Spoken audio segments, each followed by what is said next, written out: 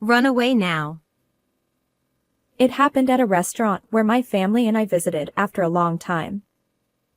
When the waitress handed me the menu, for some reason, she had a pale face and her hands were trembling. I held my breath as I read the message tucked into the menu. I shouldn't be here. Realizing the danger from her strange demeanor, I made up my mind to escape with my daughter. And the moment we climbed out of the restroom window, a voice stopped us. I am Lily Brown, and I am 30 years old. I recently celebrated our 5th wedding anniversary with my husband, David, who is 1 year older than me. We met at a mixer, hit it off, and got married smoothly. I have no major complaints about him. While showering our 4-year-old daughter, Mia, with love, we led a content but ordinary life as a family of 3. At that time, I believed these peaceful days would last forever. However, everything changed when something happened, a turning point that would shatter our tranquility in an instant. It all began when my husband approached me and pleaded with a serious expression. I've been thinking about quitting my job and starting my own business. As I listened to the details, I learned that he had been secretly preparing to launch a company while working at a real estate agency. With approximate plans in place for funding and personnel, he was eager to open his own business. Honestly, I wasn't surprised by this revelation. You see, most men aspire to have their own company, had been David's mantra since our early dating days. So, from the moment we got married, I secretly resolved to support my husband when he eventually expressed his desire for independence. Besides, my steady job in the food industry post-marriage had allowed us to build up sufficient savings. There was no reason to refuse his proposal. Understood. I replied. It won't be easy, but I'll support you as much as I can. David's relief and joy were palpable. Really? Thank you. I'm so glad you're my wife, Lily. Seeing his genuine happiness, I couldn't help but smile. And so, we embarked on a new life, determined to make David's dream a reality. Little did we know that despite this grand beginning, storm clouds were gathering over our family life. You're pushing yourself too hard, you know? Sometimes you need to take a break. That's part of work too. His response was curt. You're annoying. This is a critical time, so leave me alone. Ignoring my words, he continued to pore over documents day and night. I couldn't help but furrow my brow at his behavior. It had been a month since he launched his company, and David was visibly stressed. The business wasn't going as smoothly as he'd hoped, and some of the employees who initially supported him had left. I never expected everything to go perfectly from the start. That's why I believed in taking things at his own pace, gradually growing the business without unnecessary pressure. Listen. I reassured him. It'll be okay. Eventually, things will work out, and when times get tough, I'll be there to support you. Okay? But then he accused me. You think you're better off because you earn more, don't you? Surprised, I replied. What? No, that's not it. He scoffed. Whatever. Just go away. You're getting in the way of my work. David remained tense, impervious to my concern. But when I saw Mia, our daughter, casting an anxious glance at her completely transformed father, my heart tightened with emotion. However, even after several months had passed, the situation not only failed to improve but worsened steadily. The business struggled to gain traction, and David's frustration grew more intense. Late one night, as he sat in his study, his anguished cry echoed through the house. Why isn't it working? Alarmed, I rushed to the door and found torn notebook pages scattered across the room. David had a habit of jotting down his thoughts in notebooks, but it seemed he'd lost his temper and destroyed them. It's such a waste of notes. Let me help you put them back together, I offered gently. His response was harsh. You're annoying. I don't need this crap anymore. Despite my attempts to soothe him, he stormed out of the house like a sulking child. His behavior had changed dramatically. I couldn't hide my unease. Sometimes he'd lash out, and other times he'd mutter to himself as he left the house. Clearly, his mental state was unstable. We'd been married for a considerable time, but I'd never seen David like this. Initially, I tried to persuade him to take a break, but lately, my goal was simply to avoid upsetting him. Although I'd resolved to support him, he'd become unmanageable. How can I bring back the old David? I wondered, recalling the happier days before he quit his job. I struggled to restore our lost normalcy. However, one day, an incident occurred that I could no longer ignore. It happened when I asked my husband to pick up a simple item on his way home from work. Thank you, but there's something about this curry sauce mix that neither Mia nor I can eat. His response was defensive. What? Are you blaming me for making a mistake? I went shopping, didn't I? I clarified. No, I truly appreciate you getting it. It's just that you bought a different brand than the one I asked for. His anger flared. You're annoying. How dare you challenge me like that, failing as a wife? Despite my gentle admonishment, he raised his right hand and slapped my cheek with considerable force. I stumbled backward, but he didn't even glance at me. Muttering something, he walked away. I stood there, unable to console our crying daughter, my cheek throbbing. I had suspected something was off with David, but I never imagined he'd raise his hand against me. I can't let Mia be in danger any longer, I thought. At the same time, I finally began to consider escaping from him. The expectations I once had for the kinder version of my husband had vanished, and I felt a sense of danger. However, a few days later, something happened. It was a day when my husband suggested, Let's go to a restaurant as a family. It's been a while. There's a place I frequent. His usual tense demeanor seemed to vanish. David took our daughter and me outside with an oddly calm expression. Initially, I wondered if something good had happened, but his sudden change left an eerie feeling, like the calm before a storm. Yet my daughter exclaimed, Daddy is taking us to a restaurant. She looked excited, and I felt guilty for causing anxiety at home. Despite my suspicions, I decided to go out. The first sense of unease hit when we were led to our seats. The waitress handed each of us a menu booklet. I noticed her hands trembling slightly. When I looked up, her complexion seemed off, pale, perhaps unwell. Is she feeling okay? I wondered. Lost in thought, I quickly drank the water she'd brought. I'll get a refill. He headed toward the kitchen. Despite the oddities, I decided to focus on ordering. I opened the menu, determined to make a choice. In the next moment, the characters before my eyes made me widen them in shock. What? There, inexplicably sandwiched between the menu pages, was a single sheet of paper. And on that note, trembling letters spelled out, "Run away now." As I pondered this, my mind raced through past events. David's sudden violent outbursts, followed by an oddly gentle demeanor. The waitress's strange behavior.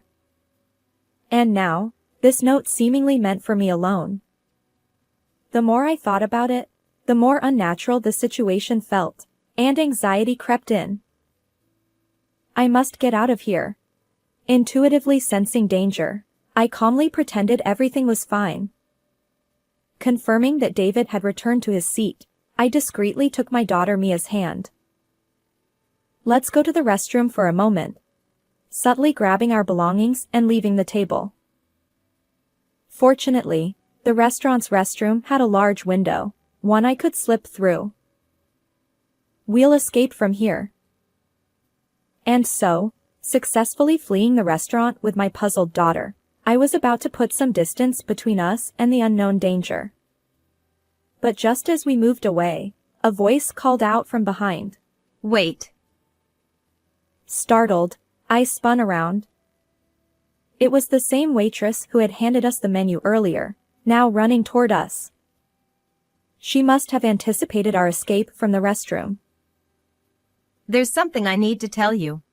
And as she revealed a horrifying truth I hadn't known, fear and determination collided within me. I resolved to bring justice to my changed husband. The next day, I was abruptly awakened by the sound of forceful knocking on the door. It was David, his anger evident in his voice. Hey! You're probably here, aren't you? I know. I hurried downstairs, signaling to my parents, who had also woken up due to the commotion. Alone, I approached the front door. Unbeknownst to David, I had taken Mia and sought refuge at my parents' house after escaping from the restaurant. If he continued shouting like this, it would draw unwanted attention from our neighbors. I took a deep breath, unlocked the door and opened it just a little bit. David burst in with incredible force. Open up. Why did you leave without telling me? Could you please keep it down? You're disturbing the neighbors. Betrayal. You're a traitor. This wretch. His face flushed. He continued to berate me. It was hard to believe that the person before me was the same one I had once loved, the one with whom I'd shared laughter at our wedding and watched our daughter grow. Who could have predicted this outcome? If it had come to this, I should have stopped. It was all over. Ever since that moment when we fled the restaurant, I had learned a shocking truth. I could never return to my family with him. I know. You were trying to kill Mia and me, weren't you? My words seemed to unsettle David for the first time. His body tensed. After escaping from the restaurant, Tracy, the waitress who had warned us of danger, comforted my bewildered daughter and me, explaining everything in a safe place.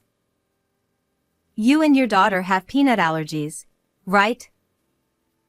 Yes, that's correct. But why do you ask? Actually, your husband was trying to feed you peanuts.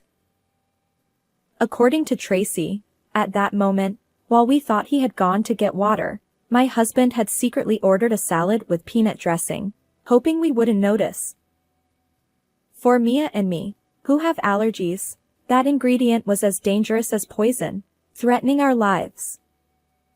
Given my vigilance about food, from snacks to canned goods and even curry sauce mix, David couldn't have been unaware.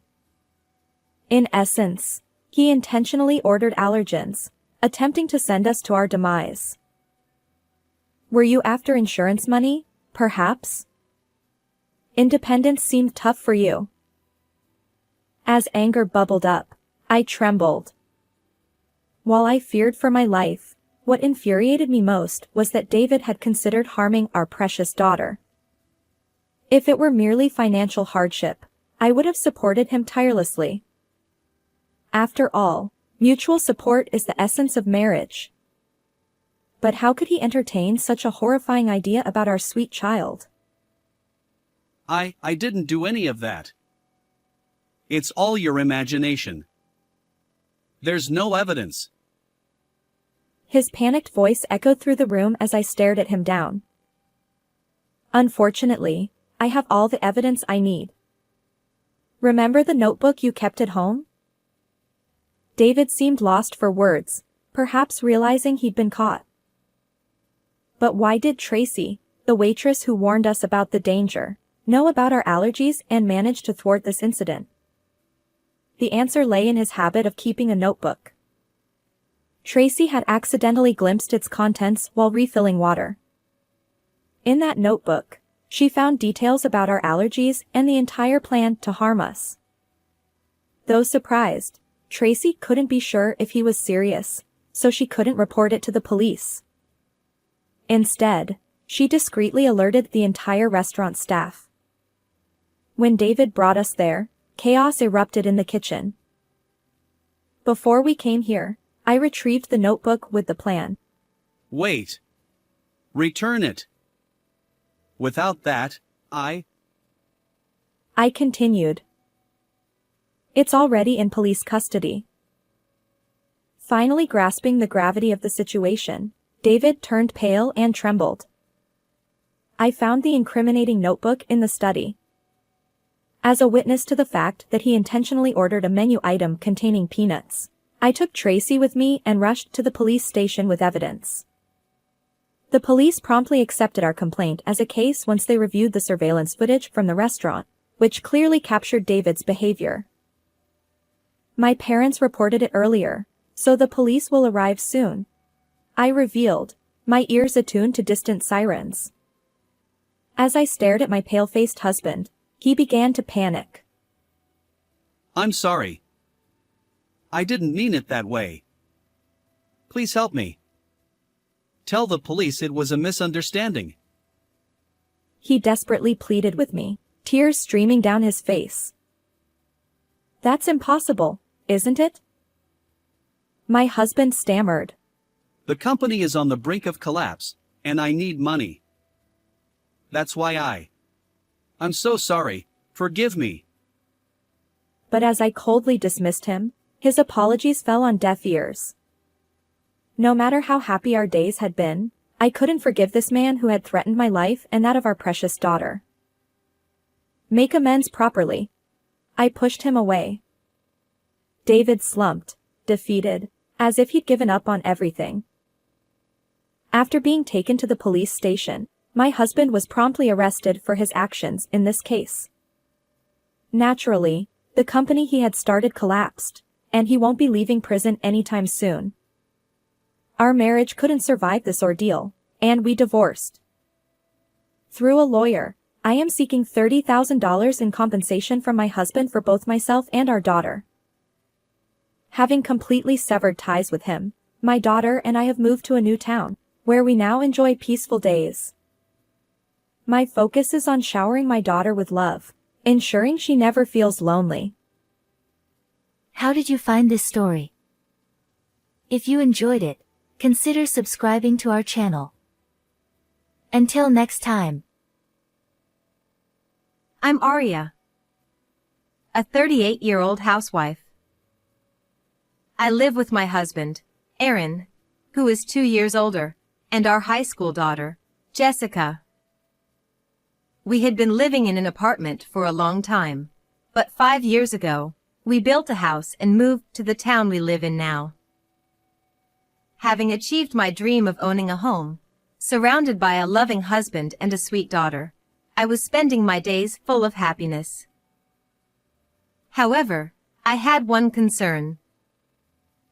It was about our neighborly relationships. A middle-aged woman named Stephanie, who lived next door, loved gossiping about others.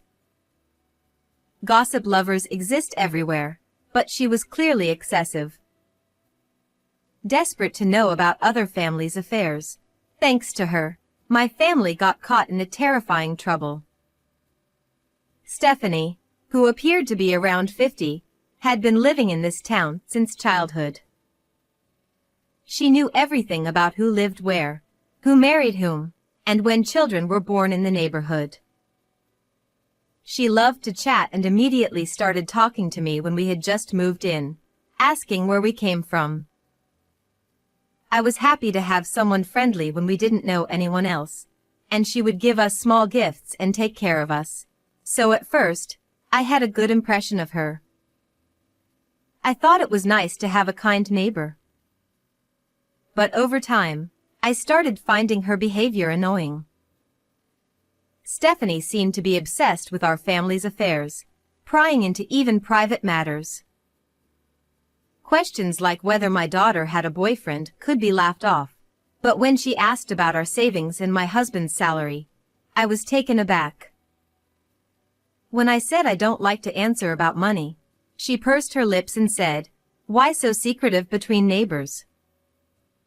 No matter how much she sulked, I kept silent. It's incredibly inappropriate to ask someone directly about their savings. Additionally, there was another reason I didn't want to share secrets with her.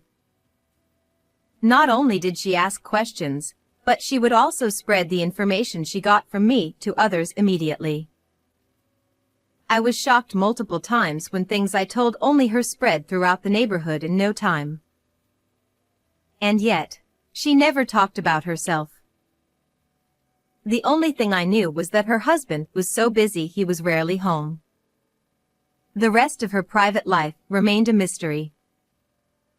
It's unfair how she wants to know everything about others but reveals nothing about herself. Because of this, I gradually started to dislike her and limited our conversations to minimal greetings when we met outside. For a while, she kept pressing me, but eventually, she seemed to realize I was avoiding her and stopped approaching me. To an outsider, it might seem cold to act distant despite living next door. But to protect my and my family's privacy, keeping a distance was necessary. For a while, we lived peacefully without any incidents. One morning, when I went to take out the trash, I ran into Stephanie, who was just leaving her house. We locked eyes, and I felt a jolt, but I greeted her with a simple good morning and tried to pass by. However, she grabbed my arm, saying, "Arya, wait a minute." Oh no, caught again. I sighed internally. What could she want to ask during the busy morning? Unlike my gloomy self, she was grinning. Despite her smile, she said with a voice full of spite, "I heard your husband got promoted recently? I'm so envious." Her words sent chills down my spine. My husband's promotion was a recent event. We hadn't told Stephanie or anyone else in the neighborhood. The only ones who knew were his boss and our family.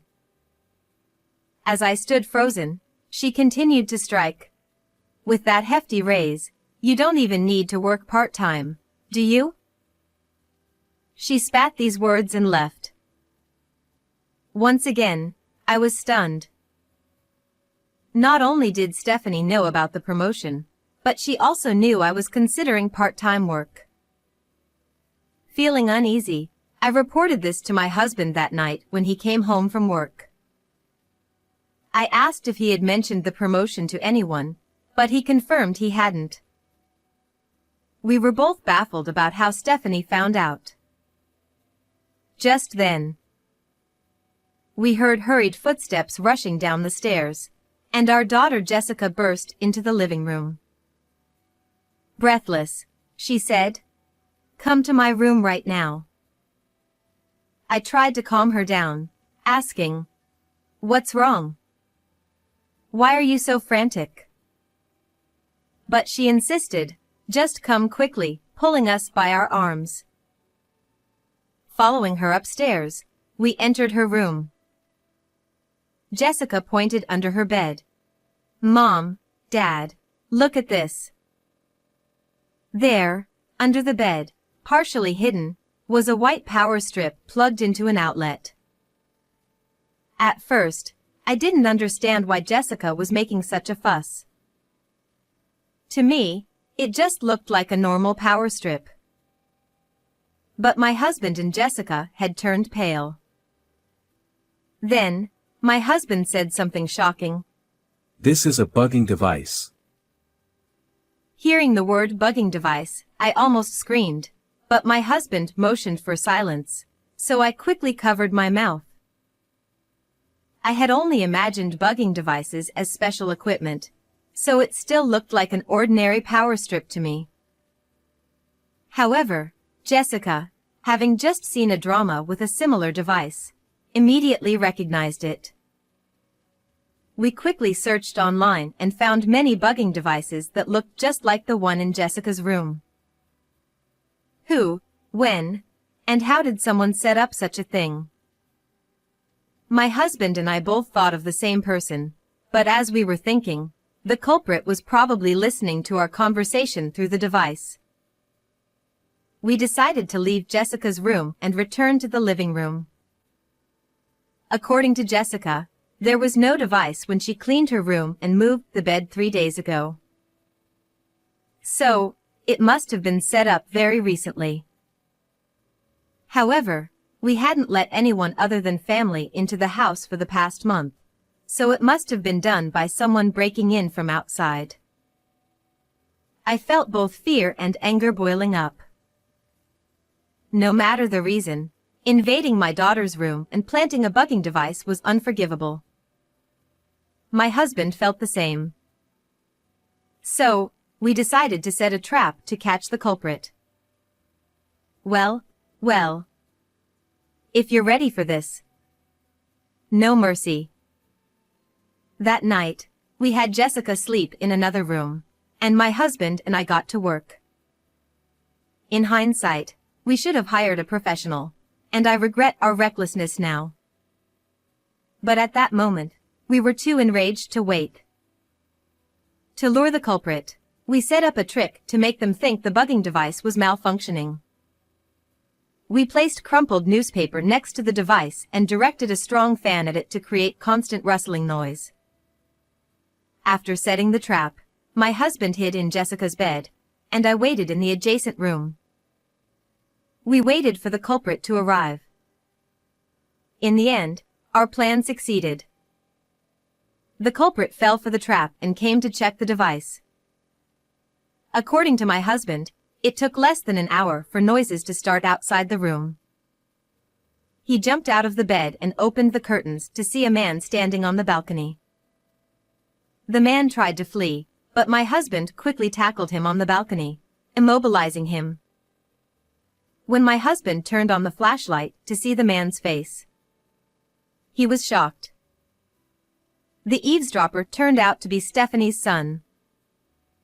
I also rushed over from the next room when I heard a noise on the balcony and was astonished to see him after so many years. Stephanie had always said her son was brilliant, went to university out of the prefecture after high school, and landed a job at a top-tier company. So why was he here? Moreover, his once fresh-faced appearance was gone. He looked haggard and even had a scruffy beard. What could have happened?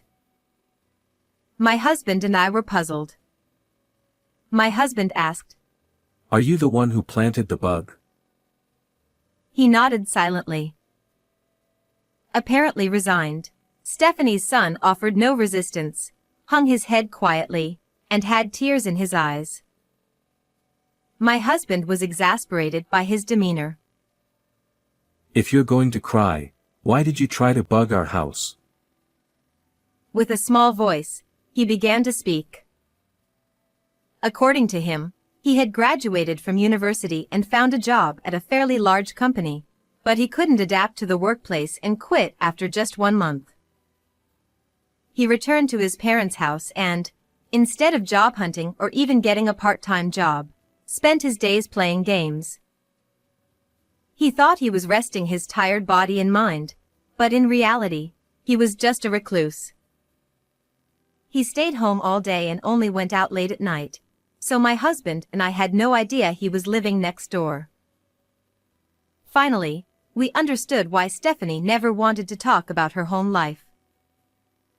As for why he tried to bug our house, it was because his mother instructed him to.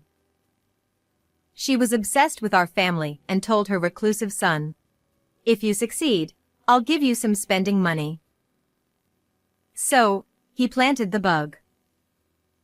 My daughter had sometimes slept with the window open on hot nights, and he took advantage of this, climbing up from the garden shed to the balcony to enter the room. His only goal was to plant the bug, but it was terrifying to think what could have happened if he had intended to harm her. I was very close to my daughter and often chatted with her in her room. He listened in on those conversations and learned about my husband's promotion and my plans to start a part-time job. He came to check the bug when he heard strange noises and couldn't hear voices anymore, thinking the device was broken. It was already past 1 a.m., but after hearing his story, my husband and I took him to Stephanie's house and rang the intercom. No one answered for a while, but after multiple rings, Stephanie responded irritably. "Who is it at this hour?" I spoke to the camera. "Your son was caught sneaking onto our balcony, so we brought him here." Stephanie hurriedly came to the door in her pajamas. Seeing us and her son standing together, she was initially shocked but then put on a defiant expression. "What do you want at this late hour?" She feigned ignorance, which angered my husband. Your son planted a bug in our daughter's room. Don't pretend you didn't know. Stephanie remained unfazed.